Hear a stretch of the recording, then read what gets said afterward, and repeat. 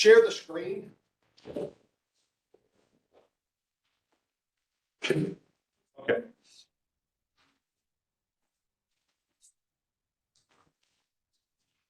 Just had to make sure. So with that in mind, that we do have things coming up rather quickly. We will have our next exam on the 15th. Our next math quiz, let's do that on the 22nd. Okay, let's do the next math quiz. That's the third day after. That's in between the tests, yeah. And that one should be on Europe, okay? That one should be on Europe. Now, you do not need to memorize every single nation in Europe. There's just too many. I guess I ought to make you memorize it because it is college after all, but I'm not going to do that. And so there is a list of European nations I want you to be able to identify that is there. You've probably seen that already if you haven't. And so those are the ones that I want you to know. Although obviously, knowing more is a bad thing. And it will be exactly the same as what we just did. We give it 10 of them are on there. I keep everything metric. Who in here is going to be a teacher? Who in here wants to be a teacher? Okay, my advice, keep everything metric. Okay, 10 questions, 100 questions, make sure that you follow the metric system. I know teachers will have like 34 questions on a test, and you're like, well, how much does each one worth, right? That doesn't work out too well. So everything that I do easily adds up to 100. And if I can recommend something, I would say y'all need to do the same thing. Okay, when we left off, we were talking about philosophy. Greek philosophy, to be specific. And one group of philosophers were the ones that studied fields that today we would call chemistry or mathematics. Men like Hippocrates, men like Thales, men like Pythagoras. Eventually, they are going to move this into the realm of what we call social science, examining human culture, human civilization. Why do we live the way we live? Why do we have laws the way they are? Why do we structure our... The computer screen is blocking the bottom. Oh, how about that? Better? Yeah. Why do we seem to build the same kind of governments, even though we are disconnected, with nobility and commoners and slaves and so on? And I left off by pointing out that the sophists argued that right and wrong and the rules of life really are relative. What is right and wrong really depends on the circumstances. It's wrong to kill people, but we all know that there are circumstances where it is unfortunately the right move. It's wrong to lie. We can all agree that in some situations, not telling the truth is the alternative that's preferable. And so you can't really say this is absolutely right or this is absolutely wrong. And the reason this is important because I would argue that our justice system and our laws and our social customs needs to reflect the relativity of the society that we live in. Socrates comes along and says that these people are absolutely incorrect. There is an absolute right and there's an absolute wrong, and it is absurd to assume otherwise. Now, you say to Socrates, that doesn't make any sense.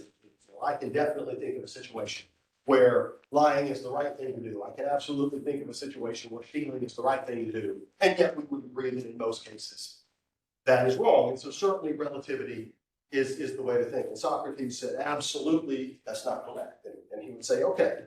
Say, I will agree with you that stealing is wrong, but yet there are certain circumstances when stealing is wrong. I will agree with you that lying is wrong, being dishonest is wrong, yet there are certain circumstances where being dishonest is right. That does not mean that right and wrong are relative. You see, you know the difference between right and wrong. You know that when you are speaking to someone, whether or not you are telling the truth and whether or not you are lying, but you also know whether or not you are doing the right thing or the wrong thing. When lying is the right thing to do, you understand that, don't you? When lying is the wrong thing to do, you understand that. And it is absolutely critical for civilization to exist for us to understand right and wrong. And so certainly, yes, there are right and wrong to all of these situations. It's understanding it that matters. You see, what's the difference between humans, us civilized human beings, and the various animals that we see roaming around out there? We have hair, we have teeth, we have eyes, we have some version of arms and legs. Heck, you can go to some places and there's, apes living in trees that are awful similar to us. But those are not humans. We're self-aware. Bingo! We're self-aware. We're not different from the animals because of our physical flesh and bone. Because in reality, they've got almost the same, they've got the same stuff we have. We're different because of our ability to understand, our ability to rationalize, our ability to think. We can engage in critical thinking. We are self-aware. And if you are self-aware, if you are capable of understanding right versus wrong, that's actually what makes you human. That's why we're human and all of the monkeys swinging in the trees are not human. But you see, this ties into why the Greeks stood up to the Persians so defiantly. This also explains why the Greeks thought it was so darn important to defend their Greek identity. Because you see, if your ability to understand right from wrong is really what defines you as a human, what should we say to the people who don't do that? What should we say about the people who clearly don't know right from wrong, who clearly engage in antisocial behavior, who do things that are very much uncivilized? What should we say about them? Yeah, that's right, they're not human. If you behave like an animal, as far as I'm concerned, you are an animal. Because you physically, you're not all that different anyway. Right? So if you want to go act like a gorilla, as far as I'm concerned, that's what you are. You're not human as far as I'm concerned. You are no different than the rest of the animals roaming around. Humanity has nothing to do with our physical self and everything to do with our rational self. And you see, that's where philosophy comes in. And yes, this is terrible to think about, but these are the Greeks we're talking about. They did a lot of things that we're not too happy about. If you don't have philosophy, you're not human. If you don't have philosophy, then as far as we're concerned, you're no different than the apes. And so the Persians, the Egyptians, these people, that people, the Assyrians, the Hittites, name them, they are barbarians. There are humans, us Greeks, and then there are the barbarians, all of those people outside of Greece that are definitely not us. And so when the barbarians showed up and said, you're going to join the Persian Empire, the Greeks said, absolutely will not. The Athenians would allow themselves to get conquered by the Spartans and be unpleasant about it, but at the end of the day, accept it. They fought wars with each other, and there were winners and there were losers, and they accepted it, and they signed peace treaties. And during the Olympics, they admitted the winners and the losers. They were not going to do that with non-Greeks, because those non-Greeks are a bunch of animals. They don't have philosophy like us, and there is no way we are ever letting the barbarians into our civilized society. There's us, and then there's all of those others. And we don't care what they look like. We don't care what else they have accomplished. They don't have philosophy. They gain philosophy over time. We're going to get somewhere with that. Will you hold that thought for me? That's a real important point, but we're not there yet. Socrates had a student named Plato. And Plato was very much interested in perception. If we're supposed to understand right from wrong, well, then how do we understand anything that exists? What gives us the ability to be self-aware? Because you see, there's the brain between our ears that we're thinking with. But then, of course, how does the brain learn anything, right? Well, it has to learn it through us seeing, through us talking, through us acting. Some of our behavior seems innate. This is all kind of interesting. And Plato comes to the conclusion that our senses, sight, vision, hearing, taste, touch, smell, and by the way, there are more senses than that. We say you have 5 senses, right? You have more than that. Your sense of balance, for example, is a very real sense that you have that is not one through 5. There's actually several more. He said these senses are unreliable. You cannot trust them. You cannot trust what you see. You cannot trust what you hear. The only truth is ideas. The only truth is ideas. If you're looking at something You think you were looking at something, but in reality, your mind is perceiving something very differently than what it is. What did I just draw? No, I didn't. Play-Doh. I mean, that's kind of like a circle, but that ain't a perfect circle, is it? I mean, so y'all said I drew a circle. Y'all right, I drew a circle. I didn't draw a perfect circle. This is a very flawed circle. It's impossible to draw a perfect circle. I don't care how hard you try, you're never going to draw a perfect circle. Even if you use super fancy machines with, lasers and computers and stuff to draw the absolute most perfect circle possible, there's still going to be a flaw in it. It's still an oval on some level. It's impossible for a circle to be absolutely down to the molecular level perfect. It's impossible. Every single line has a curve in it. It's impossible to have a truly straight line. At some point, every line ultimately ends up curving. So what that means is that you have never seen a circle in your life. You have never seen a straight line in your life. But you know what a circle is. You know what a straight line is. So the truth of what a circle is exists in your head, even though your eyes have lied to you every single time you've seen one. A little bit of a freaky thing there, right? So if we see a cookie, it's not a cookie. Well, if you see a cookie and you say it's a round cookie, well, what is it? So they're all rectangles. And of course, if we go to Britain and we show a cookie, what are they going to say? It's a biscuit. It's not a circle. Right? So yeah. Was that smart? Yeah. So the idea there is that it is ideas that are true. You cannot trust your senses. They are unreliable. They are unreliable. That doesn't mean we can't have truth, but real truth is in our heads. Plato has a student, and I usually talk about this a lot more, but number one, I hate philosophy, and number two, we got to keep moving. So Plato has a student named Aristotle. Now, we're going to have to pay attention to him. Aristotle disagrees with his teacher. Plato taught him, the only thing you understand are ideas. You do not understand what you see. Don't believe it. Aristotle disagrees. He says, no, truth has to exist in both realms. You have to have the idea of truth, but you also have to have some sort of input that tells you what the truth is. You have to have some sort of input to tell you what the truth is. Okay, so I'm going to draw my circle again. Matter of fact, we're going to make this, I'm going to do this a little bit. Let's draw this circle. Oh, come on. No.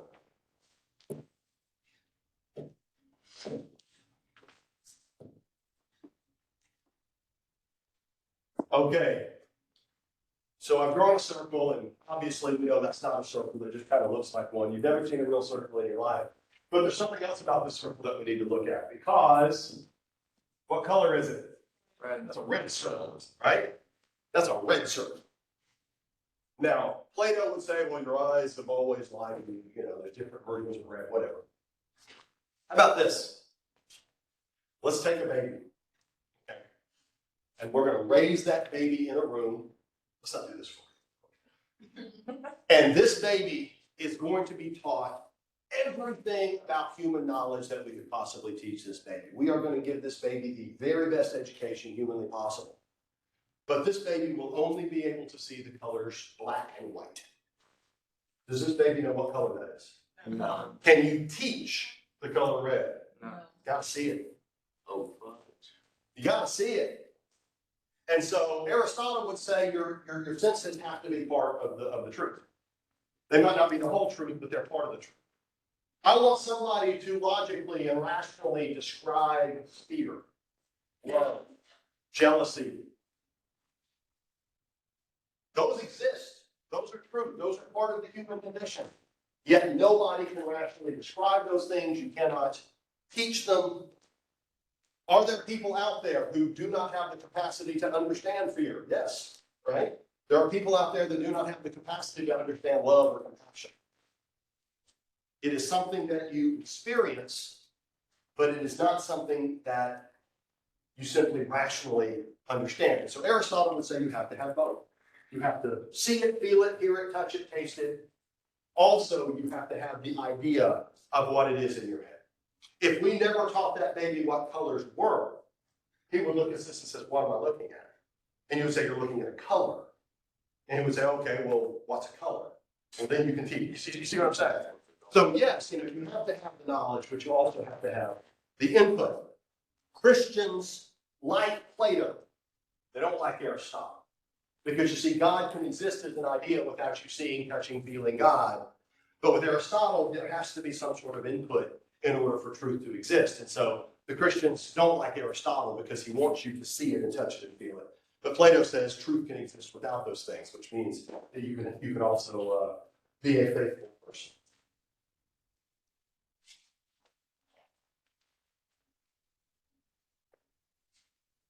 If we were to, and we're going to move on now, but if we were to go to the Egyptians and say, why does it rain? Why does the sun shine? Why does the food grow? It's the gods. And of course, if we go to the Greeks, they say, I don't really know. Maybe it has something to do, maybe it has something to do with their understanding of what the gods were, because the Greeks most definitely had their gods. And unfortunately, we can't get into the history of that. You're going to have to pick that one up online or post to the material. Make no mistake, the Greeks had their gods. So why did they take a very different view of how the gods operate? Well, did the Greeks have the god of the sea? Who was he? Poseidon, right? Did they have the king of the gods? Zeus. Did they have a goddess of war? Aries. Athena, right? Wait. Goddess. Oh, goddess. Goddess, I said goddess. Okay.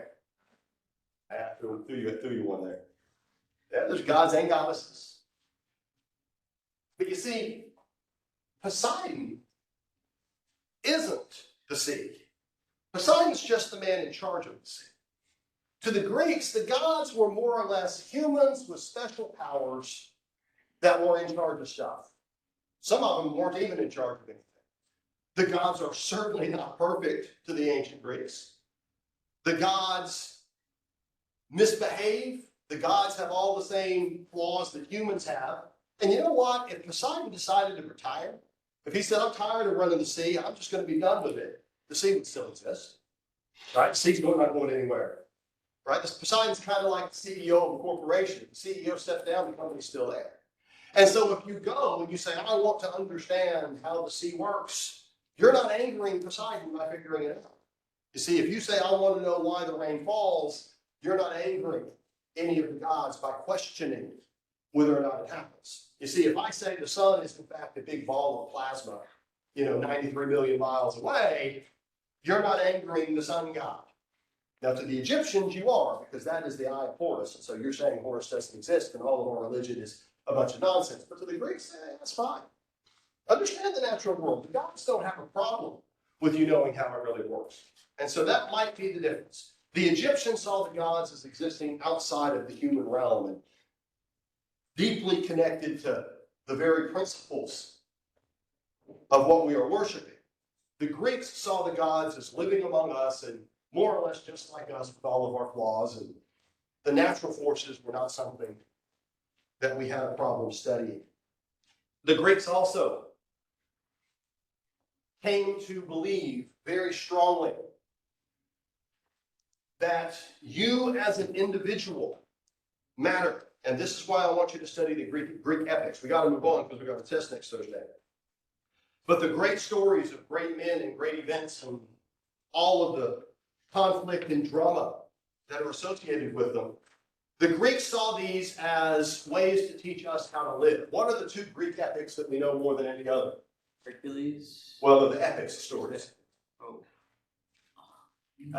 Y'all studied these in another class. The Odyssey and the Iliad, right? And these are stories of Odysseus in the Odyssey, sailing and coming home. And the story of Achilles in the Iliad, right? Being the great warrior who helped defeat the Trojans, but then died because his heel was not invulnerable, and all of the other great figures from here.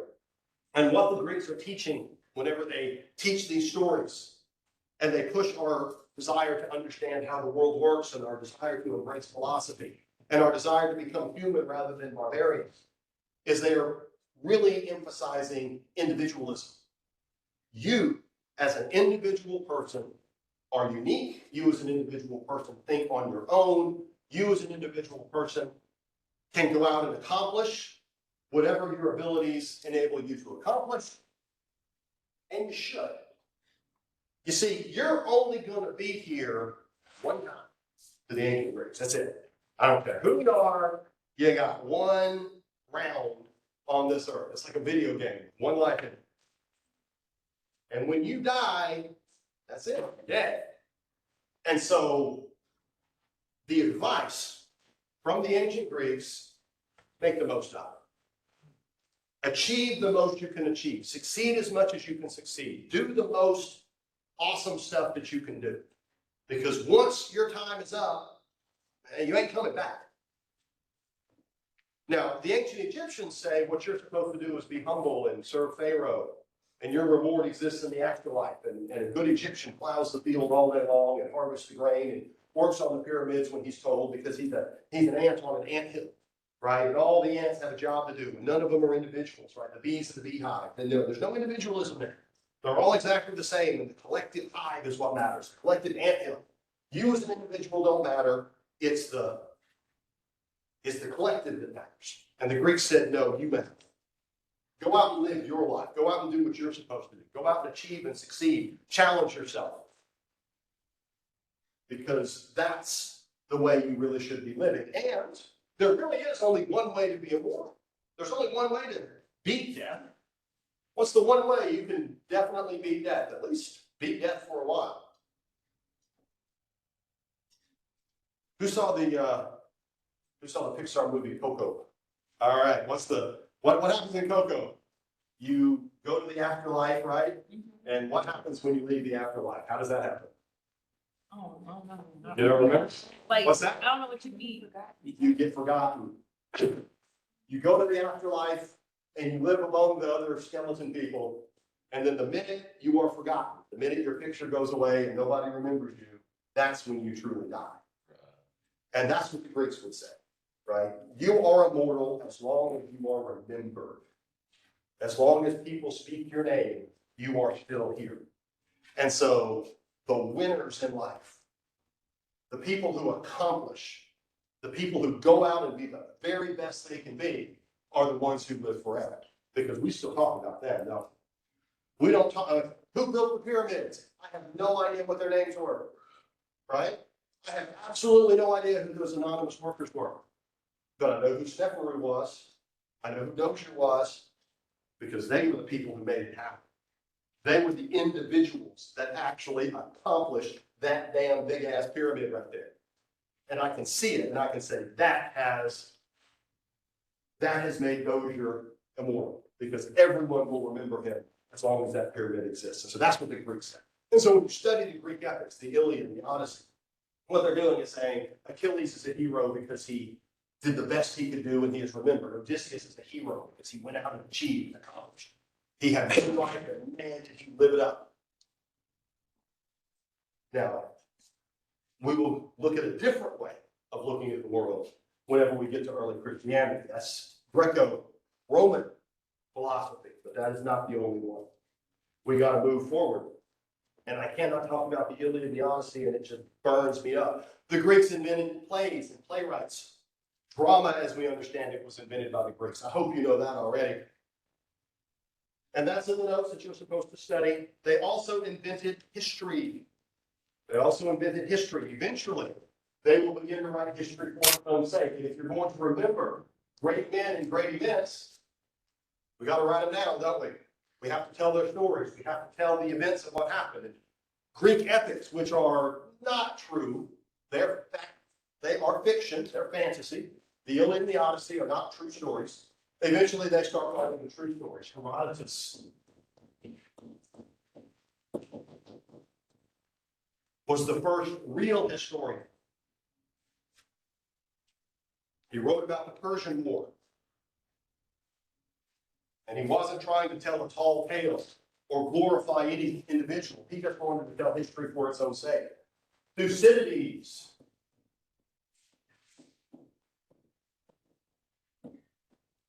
Thucydides wrote a history of the Peloponnesian War. And he wasn't trying to glorify Athens or Sparta. He was trying to tell the story so maybe we could avoid these kinds of conflicts in the future. Wouldn't it have been nice if we did? But we got to keep moving, unfortunately. Have you read about the Peloponnesian War? What's that? You read about the Peloponnesian War? Peloponnesian War. Is truth something that we have to see, or is truth only in our ideas? So you're an Aristotle guy? Girl, sorry. So you're an Aristotle guy? Here's what I think this opens the door to. And again, these Greeks are just kind of taking the baby steps, right? What these Greeks teach us is that there is truth out there that we don't necessarily understand right now. There's truth out there that we cannot perceive. There's truth out there that we have to understand, not because we can necessarily see it and touch it, but because we understand other truth. Like the theoretical physics. Like theoretical physicists. And I'm glad you brought that up. What's this picture of? Galaxy, outer space, galaxies. This is from the James Webb Telescope, the most advanced piece of scientific equipment ever built. And it's a gazillion or so miles way out there from the Earth. It launched earlier this summer, right? What you're looking at here is not a picture. I know you think you're looking at a picture, you're actually not looking at a picture. Because the cameras on the James Webb Telescope do not take pictures as we understand them. They do not take pictures with the visible spectrum of light. They take pictures with spectrums that our eyes cannot perceive.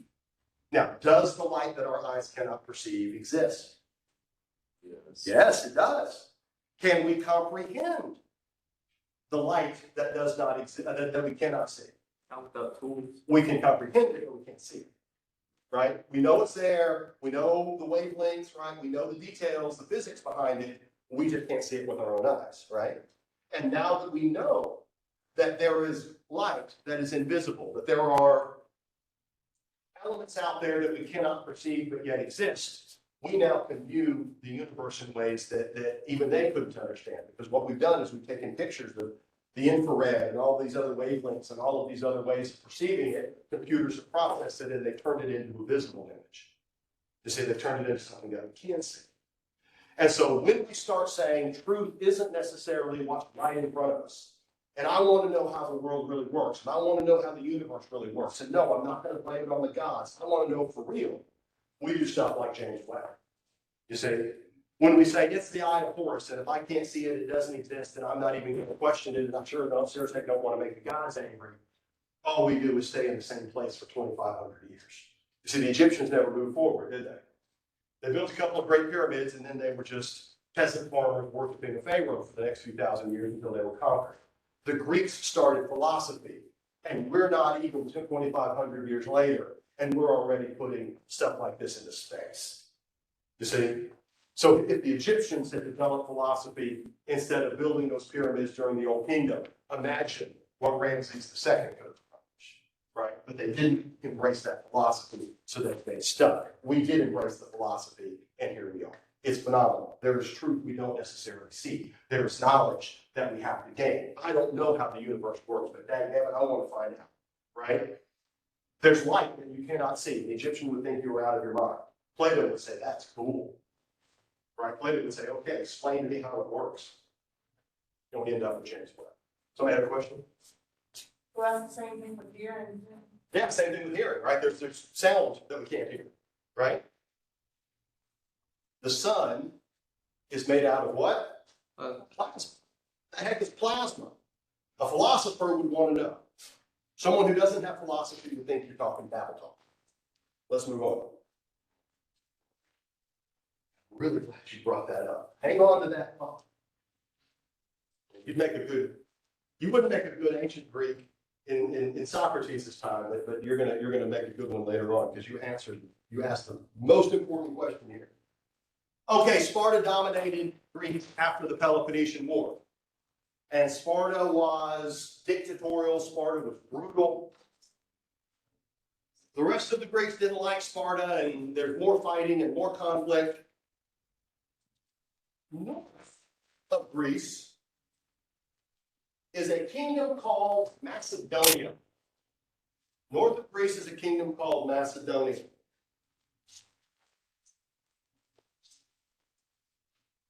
And the Macedonians are Greek-ish. The Macedonians are Greek-ish. They worship the Greek gods. They speak a Greek dialect, although it's like Greek with a heavy accent. They certainly interact and trade with the Greeks, but are they really Greek? The Athenians would say absolutely not. Those people are too weird. They're barbarians. Other Greeks might see them as members of the family. It's sort of a debate. Now, in 359, Macedonia gets a king, Philip II. Philip is ambitious. Philip is intelligent. Philip wants much more than to just be the king of this small, sort of Greek kingdom.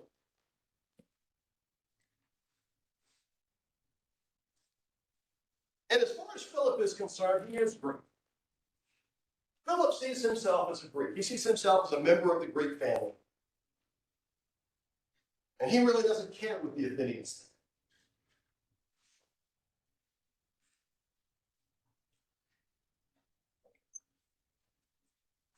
There is chaos and turmoil in northern Greece.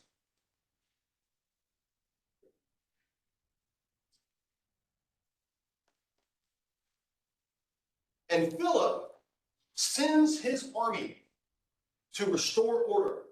He invades under the guise of keeping the peace.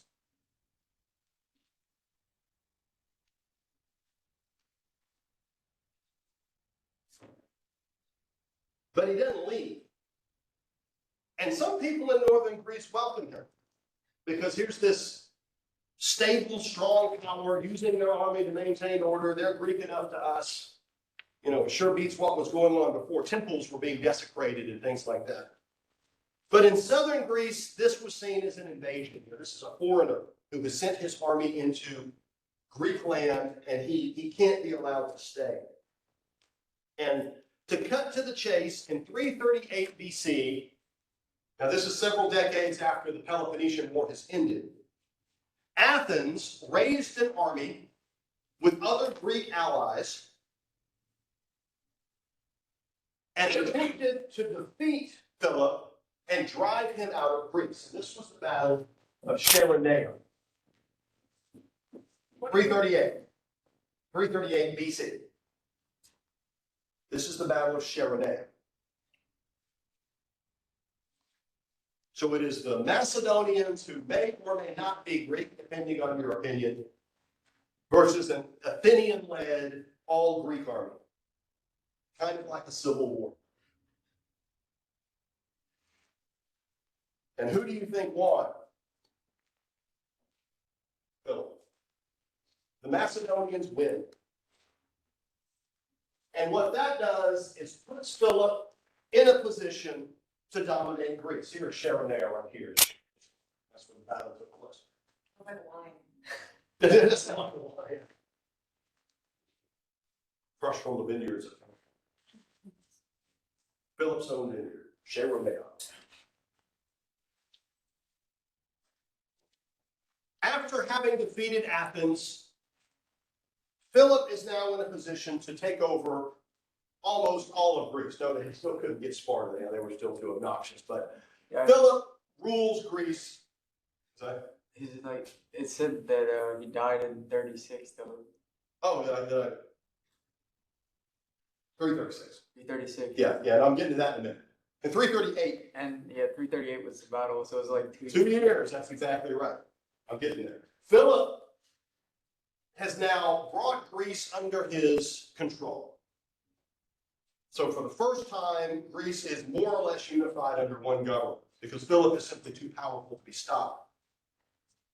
And if you say to yourself, hooray for Philip. Yeah, all right, man, accomplished his goal, right? You know, the Persians couldn't even conquer the Greeks, so good for Philip. That is not even close to what Philip expected. Philip planned on conquering the world. Philip wanted to conquer Persia and everything beyond it. As far as Philip was concerned, the gods had chosen him to rule everything. Dude had a bit of an ego. And so he begins to assemble his army because it is now time to invade Persia. Now, of course, the Macedonians hate the Persians as much as the Greeks do. And Philip's advisors think he's off his rocker. Persia is a giant empire. It's absurd to think that a Greek army, no matter how motivated, could possibly take on Persia. But Philip doesn't care. We are conquering Persia. I have one shot at life, and I am going to accomplish as much as I can accomplish. I am not going to be forgotten. And so if I am the man who conquers Persia, I will be respected as a great conqueror. And if I am the man who doesn't conquer Persia, I will be respected for giving it a try, because the rest of you chickens won't even go there. In 336, Philip died. So he didn't get to do it. Puts his army together, but he dies. And to this day, nobody knows why he died or how he died. The legend is that he was poisoned or assassinated, but there is no actual evidence for that. You know, people die, right? You know, heart attacks. What's that? It's quit while he was ahead. Quitting while he passed out before. Yeah, exactly. Now, Philip had a son, Alexander. Now we're getting somewhere. Alexander was not his eldest son. So he really wasn't supposed to be the king. Alexander had distinguished himself at the Battle of Sharonea. You know, he had proven himself to be a very talented officer. The son of the king is going to play a role in that battle, and Alexander impressed people. He was 16 at Sharonea. And even as a 16-year-old, he was a really impressive leader. Now he's 18. It's been 2 years. So he's about, and I'm using generalizations here, but he's about 18. And Alexander declares himself the new king, even though he had older brothers. And the army supported him because, of course, the army liked him, Sharonea. And his brothers, best we can tell, didn't give him any grief over it. So at 18 years old, Alexander is now the king. Alexander declares, I am invading Persia and conquering the world. And of course, all of the advisors and generals and whatnot told him, again, you're out of your mind. You're 18 years old. You fought in one battle. The idea that you're going to take on the Persians and win is ludicrous. And Alexander would have none of it. I am going to conquer them. Dad couldn't do it. Alexander said that he was actually very sad as a child because Dad was going to conquer everything, and that wouldn't leave anything for him to conquer. He was said to have been very troubled by that notion. You know, it'll all be conquered before I can grow up. Well, he's the boss, so here we go, right? He puts together an army, and when he was about 20, in 334, Alexander crosses into Persia with his great Macedonian army,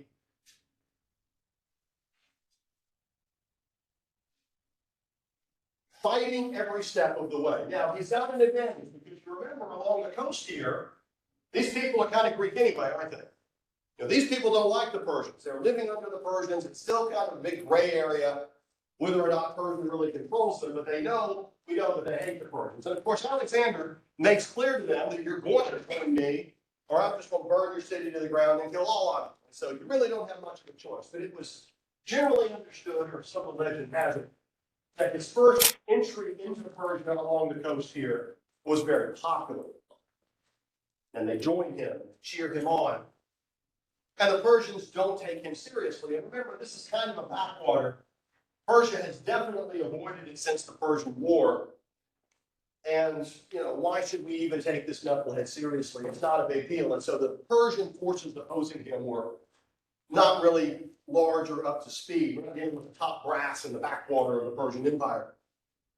And he starts marching his way through in what is today Turkey, and going from one city to the next, one village to the next. The young men join his army, and of course he makes clear, if you don't, your village will not exist when I'm done. And so as he's moving into the non-Greek regions, it's kind of an offer they can't refuse. But you see, Alexander keeps winning.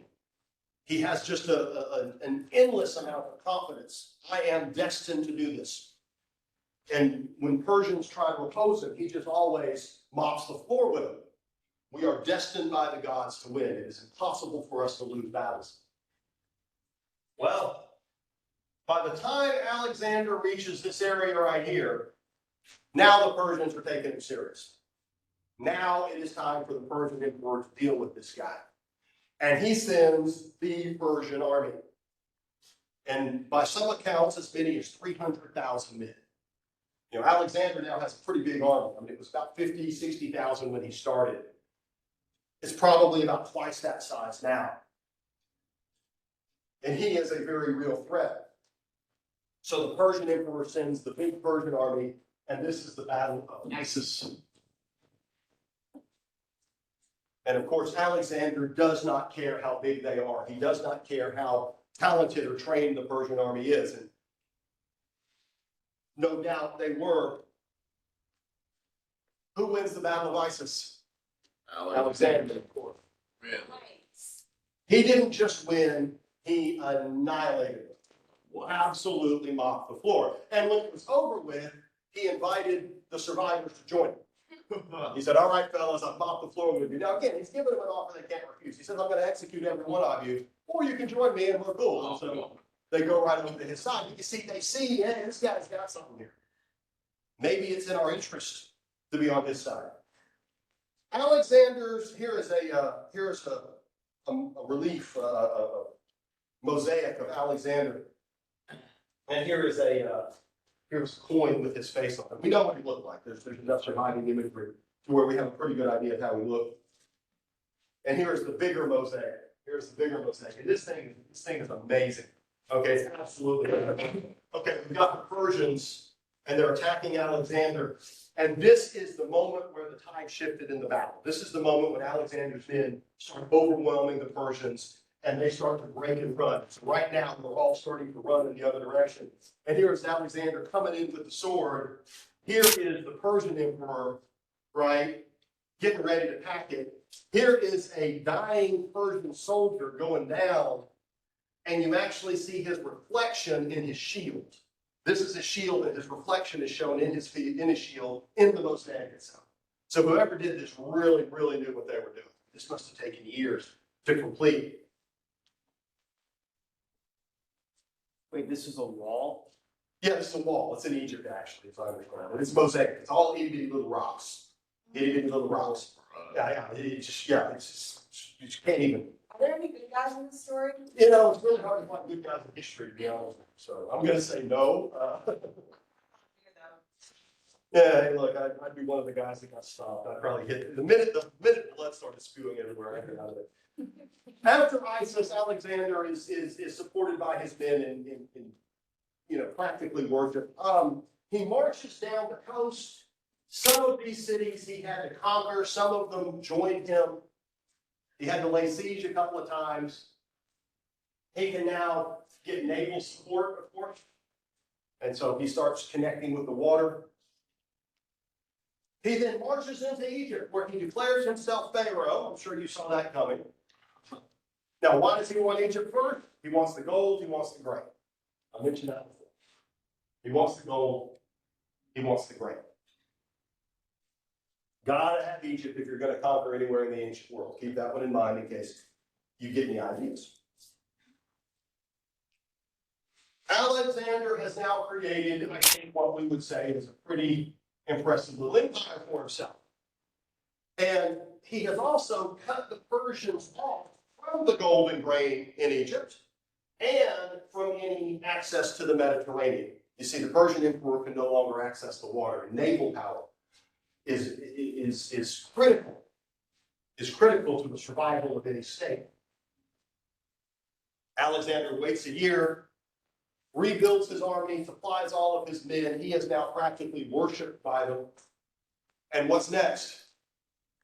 Back on the road.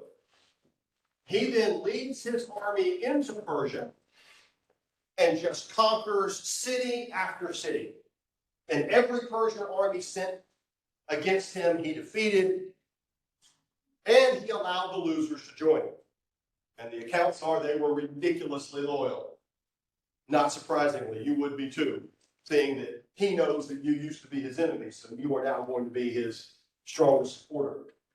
One of Alexander's tricks was that he did not lead from the rear. He never asked anything of his men that he would not personally do himself. And the accounts are of battles, when the great giant Persian army would be there and the Greeks would line up, he would be the first to charge. He would be right in front of all of his men and just run his horse into the thick of all of it, chopping and stabbing. And so when his men see that he is braver than any of them, and he would tell his men, none among you are as brave as me. I will do anything I ask you to do, and I'll do it even better than you. Now let's go kick some Persians. But they just, they would do anything he asked. They're not about to let him show them up, right? They're not about to run whenever Alexander will never retreat. And it worked for him. And so Persia's got nothing on this. He now is sending messages to the Persian emperor, asking him why he's not fighting. I'm at the lead of my army every time we fight, and you're way back in some palace somewhere, sending your armies to fight in your name. And so he is now sending messages to all these Persian villages that your emperor is a coward. Your emperor isn't even willing to fight for the empire. Your emperor is willing to send you to die, but he won't risk his own life for his own people. And you can imagine the propaganda that's going to happen. And again, some Persian cities, like Persepolis, were still very loyal, but many just joined him the minute he showed up. They cheered him, they welcomed him as a liberator at that point. Over the next several years, he winds all over the place. He ended up in Afghanistan at one point, although it wasn't called that then, and it didn't work, and he ended up leaving. Imagine that. He finally made it to India. And the Indus River is a major river that runs through India, and ended up fighting battles with Indian leaders. There were a couple of Indian kings that he fought battles with. Because if you think we're just conquering Persia, I told you we're conquering the world. And we're going to conquer India next, and then there's people out here called the Chinese, they're next. We are conquering it all. But once he made it to India and fought a couple of battles and made it clear we're still going, he had been on the road now for over a decade, and his men quit on him. Obviously, they loved him, but they insisted it's time to go home. You promised us, the ability to be rich and powerful and wealthy and all of this great stuff. And if we're ever going to enjoy that, we got to go home. And so Alexander very reluctantly agreed to return home. So he never invaded India in any notable way. And by now it is about 324 BC. By now it is about 324 BC. And he has conquered Persia. He now has Greece. I think it's fair to call him Alexander the Great at this point. 304, 324. He's now in his early 30s. He's what, 32, 31? Young. I know, you got one chance. We'll be here once. Make the most out of it. So this is now his empire. It's never existed before because Greece has never been part of it. Now, is he going to go back and rule Athens? Is he going to go back to the Athenians and say, ha ha, you told me I couldn't do it? No. He's going to build a new empire, a new world. He declares that his capital will be in North Egypt, a new city called, not surprisingly, Alexandria. Now, why does he want it in northern Egypt? Well, it makes perfect sense. The grain and the gold of Egypt can be delivered right as Egypt enters the Mediterranean. All of the trade can take place in the Mediterranean. And when you studied Persia, and I know you all did, Persia has a great road network. Persia has great transportation and communication. So logistically, The gold and the grain from Egypt, all of the other trade that takes place in the Mediterranean, this is where the capital should be. And it will be Alexandria.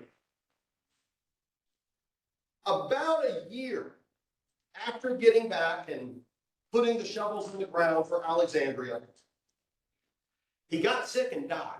Right. So he was about 33 years old, and that's it for Alexandria.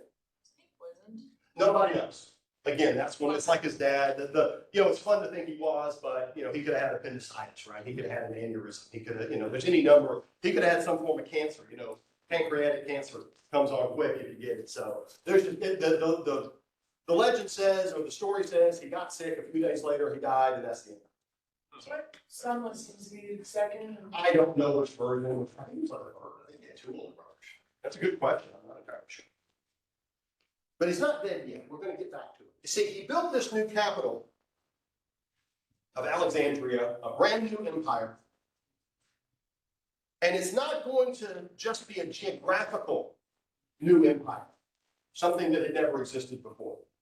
The Persians had come close. And let's be honest, if the Persians had conquered Greece and, the next Xerxes comes along and he's the great emperor, nobody would think too much of it. Alexander wanted an empire that was multicultural. He wanted everybody interacting with everybody else. He didn't just invite the conquered Persians to join him to grow his army.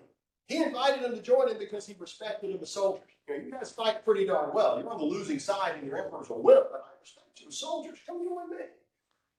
Right? And his Greek generals will look at him and say, how dare you? I mean, barbarians fighting among us Greeks.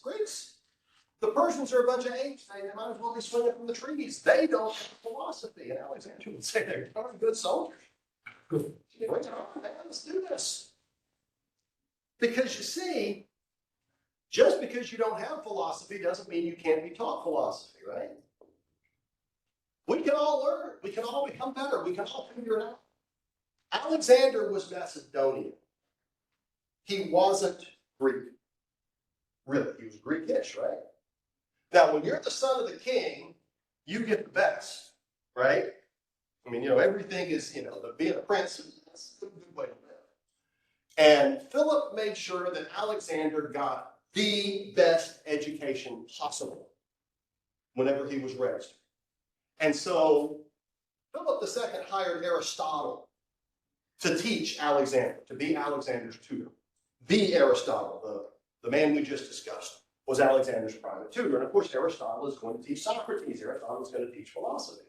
He's going to teach that, you're supposed to understand right from wrong and understand critical thinking and be self-aware in order to be human. And you see, all these people out there are a bunch of barbarians. We don't really consider them human because they don't have philosophy. Alexander would say, but don't you Athenians think that about us? If I were to go to Athens, wouldn't they say we Macedonians are a bunch of barbarians? I don't feel like a barbarian. Was it Plato that taught Aristotle? Yeah, Plato taught Aristotle. Yeah, it was Aristotle taught Alexander the Great. Yeah. No, you can think Socrates, Plato, Aristotle, and then Aristotle passes it on to Alexander. And Alexander said, look, folks, yes, okay, Greeks came up with philosophy, but everybody can learn it. Everybody can understand this. And I got news for you, Athens. You have something to learn from these other people. These people have knowledge that you don't have. These people have made great accomplishments that you never made. I don't see pyramids in Egypt. Yeah, sure, they didn't have philosophy, but somebody was pretty darn smart building them. Learn from them. And so Alexander, being kind of on the outside looking in, gave him a different perspective of what it means to have philosophy. And he said, yeah, we can learn it.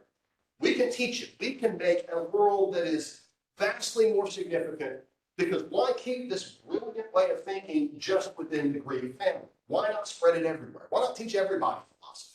Why not decide that it really doesn't matter, what your skin color is or what your race is or what your ethnicity is? You can still learn philosophy.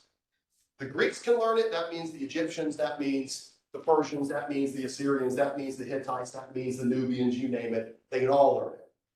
Macedonians can learn it. So Alexander ordered Greek thought and philosophy to be taught everywhere. And he encouraged everybody to interact with everybody else. He married a Persian princess. Okay. So basically Alexander was the first progressive. There you go. Recorded. Progressive. Alexander was book.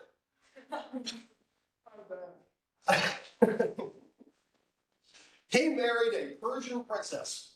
And you better believe the Greeks just melted down that their emperor married one of these barbarian women. And Alexander said, absolutely. And he ordered all of his men to marry women that were not like them. Whatever you are, find a wife that isn't you.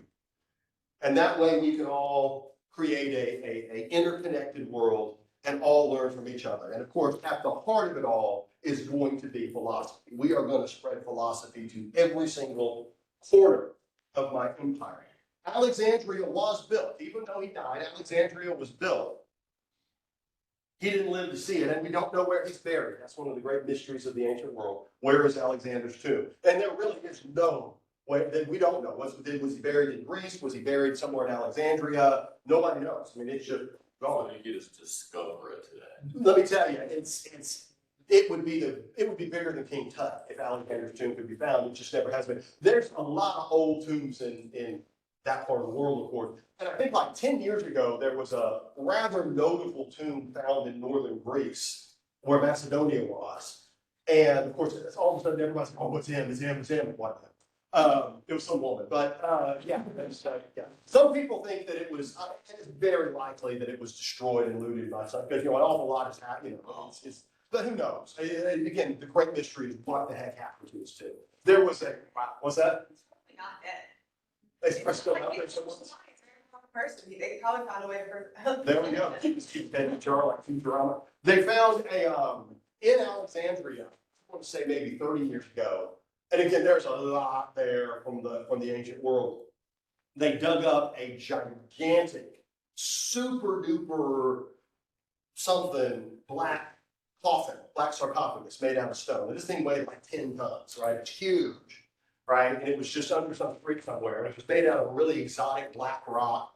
And it obviously took great care to construct. And immediately everyone was like, Tim, it's got to be him. This has got to be an Alexander. And it was in Alexandria, so it wasn't a pharaoh. It didn't date back to classical Egypt. And they brought in a big old crane and they lifted it out and they cranked it open and nope, nothing. It wasn't. I have no idea, but they were obviously important. There were actually two skeletons in there, and neither one of them were of a man his age. I think one was like a child and another was like a woman. I don't know, but it definitely wasn't. And so they're always coming across this stuff. And, the world is always on edge. Are we ever going to find out where it is? Was his wife buried with him? I don't think nobody knows. And she would have survived him. So, yeah. And of course, also, he's Greek, so he's also gay. Oh, yeah. Alexander had boyfriends. Yeah, yeah, yeah. Just make no mistake about it. He was smart. Also gay. Yeah, yeah, that's right. Okay, so what makes Alexandria so notable? Why is Alexandria such an interesting city? Well, first of all, it is going to be the biggest city of its kind in the ancient world. There were big cities before then, nothing like this. It would eventually be 300,000 men, 300,000 people, which is a gigantic city for the ancient world. Nothing in the ancient world even came close to that. And it is multicultural. That's what makes it so unique. It isn't just a bunch of Egyptians walking down the street. You walk down the street of Alexandria and you just see and hear everybody from everywhere interacting with each other. A library was built in Alexandria.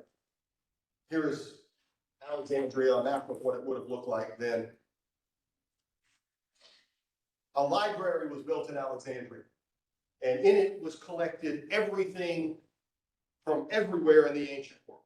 We want to learn from everybody, so let's create a library where everything from Persia, Egypt, you name it, all the ancient Greek plays, the writings of the philosophers, it was believed that it eventually had 500,000 volumes at the library, and scholars from all around Alexander's empire came to study and copy stuff, and yes, it burned. So back up your hard drive, folks. So that's a tragedy. On the roof of the library was on the roof of the library was an observatory, right? So the astronomers could go up After Alexander, the Greeks figured out not just that the earth was round, but they got the circumference of the earth spot on. And they were able to figure out, so not only is the earth round, but how big around is the earth. They understood the earth goes around the sun and the other planets. They understood the earth was tilted on its axis. Really, really impressive stuff as a result of it. The plays at this time reflect multiculturalism. Characters in the plays come from different places and have different worldviews that you would have never seen from the earlier Greek playwrights, like Aristophanes or Socrates. New forms of philosophy emerge. New forms of philosophy emerge. And I don't know if this is the library or not. Nobody really knows exactly what structure was the library, but that looks cool, so we'll call that the library. Epicurus was a post-Alexander philosopher. He was a post-Alexander philosopher. Epicurus argues that you should live a balanced life. A happy life, a healthy life comes from finding balance. You're never going to get rid of the unpleasant. You're going to have pain, stress, anxiety. No human being on this earth is immune from the negative. If you say to yourself, I want a happy life, you will not get it, and I don't care who you are or when you live. You can live a balanced life. A life where the good and the bad both exist in some sort of harmony. Epicurus argues that that's how you need to live your life. It's okay to have a piece of pie for dessert. Not okay to eat the whole thing, right? It's okay to have a glass of wine. Not okay to drink a couple of bottles every night, even if it is Chardonnay vintage. It's okay to take a day off. It's okay to take a vacation. It's okay to, stop and smell the roses. But you still got to work. You got to show up for work. You got to be on time. It's okay to eat a bag of Cheetos. It's not okay to eat a case of Cheetos watching a SpongeBob marathon when you got a test tomorrow. Balance your life. Rest when you're supposed to rest. Work when you're supposed to work. You'll be all right. That's Epicurus. I like Epicurus, right? That's a nice way to think. Epicureans today think that Epicurus was saying you should just enjoy yourself and avoid all the nastiness in life and just be selfish. And that is definitely not what Epicurus was saying. Another philosopher named Zeno. Yeah, he's on the test. Remember Zeno, one of the questions. Zeno comes up with Stoicism. Zeno comes up with Stoicism. He agrees that you should try to live a balanced life. He agrees that you're going to have the bad just as well as the good. It's impossible not to. Humans have this innate nature where we create negativity even when it shouldn't exist. That's why people get in arguments at Disneyland, right? You see some family walking down Main Street yelling at each other. You're supposed to be happy here, folks, but one kid wants to ride Space Mountain and the other one wants to ride something else, and they start yelling at each other. It's like, hey, come on. We have an innate nature to create conflict whenever it shouldn't exist. Zeno says that a balanced, successful life comes from learning to deal and handle the stress, learning to work through adversity, stepping up and being strong when the wind is blowing hard against you. That is how success is achieved.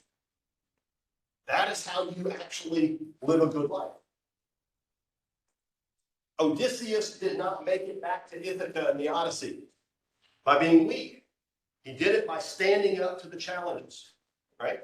Achilles did not conquer Troy by being weak. He did it because a challenge was in front of him and he embraced it. Alexander didn't win by being weak, right? Alexander won by looking at those Persians and saying, bring it on. Y'all don't remember Katrina, but I do. And it was nasty. A lot of destruction was everywhere. And there were really two kinds of people after Katrina, right? There were the ones that whined and complained and wanted to know when the government was going to come in and fix it all. And then there were the others that rolled up their sleeves and cleaned up their house and figured out how to take care of themselves and understood if I'm gonna recover from this, I'm gonna do it myself. Now, which group of people ended up coming out okay, right? The workers, that's right. Storms will come along, it's gonna blow away your house, life is not fair. And if you think you're a victim because life isn't fair, it ain't fair to anybody, so that don't make you a victim.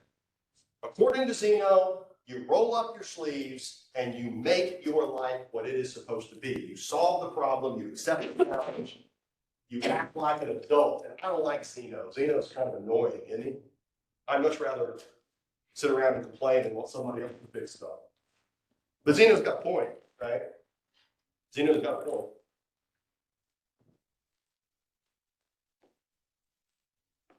There are going to be people that argue that we are too limited to know the truth, that we would all be better off. What, we have time? No, I've seen here that.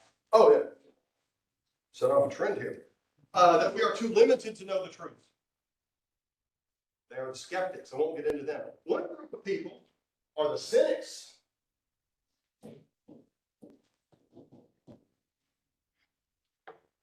One group of people are the cynics. Now you can stop writing. We're almost out of time. Just go ahead and stop writing. The cynics argue that culture and civilization itself is actually unheard.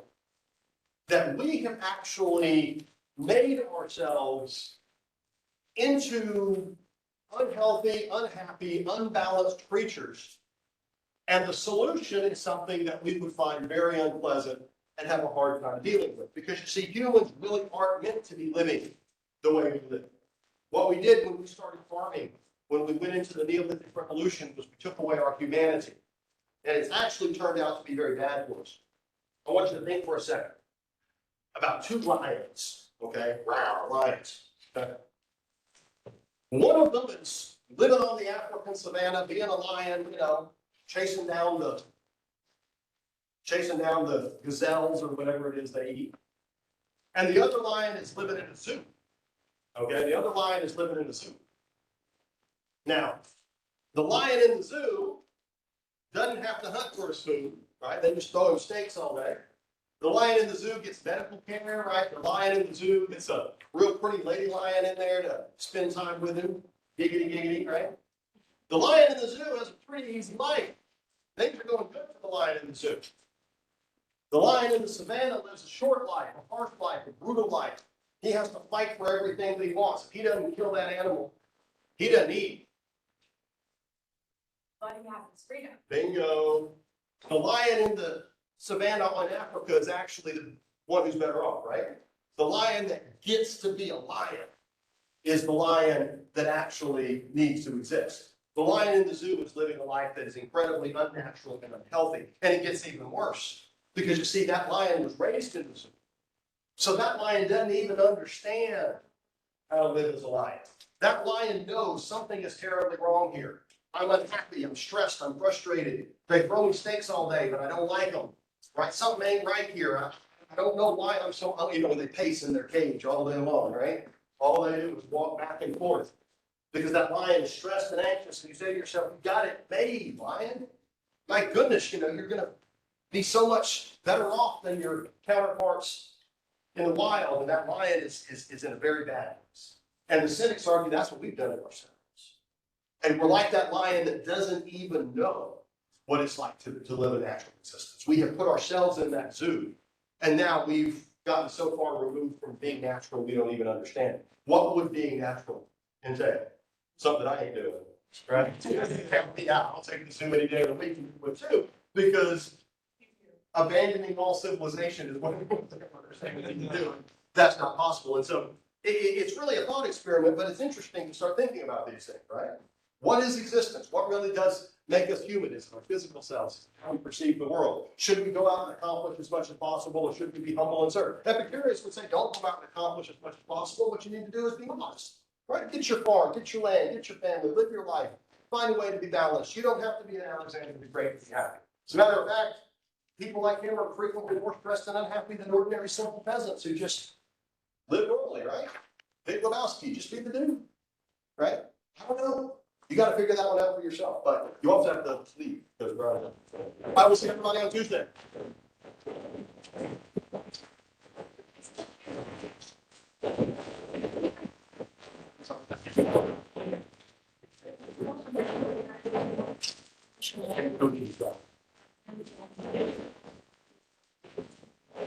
Yeah, she's on that time. I'll mention it. I think I'm.